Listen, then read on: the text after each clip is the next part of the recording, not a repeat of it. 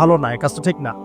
আল্লাহ পাক আজকে আপনাকে হয়তো 1 কোটি টাকা দিয়েছেন, কালকে আল্লাহ না করুক 1000 টাকার জন্য মানুষের কাছে হাত পাততে বাধ্য করতে পারেন আল্লাহ পাক। এমনও কিন্তু দিন আসতে পারে, দিন সবার সবসময় সমান থাকে।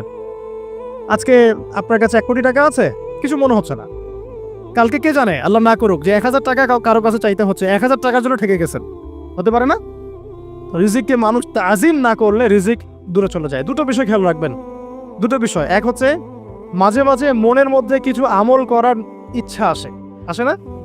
মনে হলো যে আচ্ছা একটু 10টা আয়াত পড়ি, মনে আসে না মাঝে মাঝে? এমন মনে হয় না? ওই সময় এই যে মনের মধ্যে যে এই ইরাদাটা জাগ্রত হওয়া, এটাকে আমরা বলি ওয়ারিদ।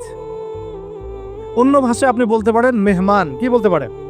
এটা আল্লাহর পক্ষ থেকে আপনার কলবের মধ্যে মেহমান হিসেবে এসেছে। এখন আপনি যদি আমলটা করেন, সেই মেহমান বারবার আপনার কলবে আসবে। যদি আপনি ওই সময় আমলটা না করেন, মেহমান চলে যাবে,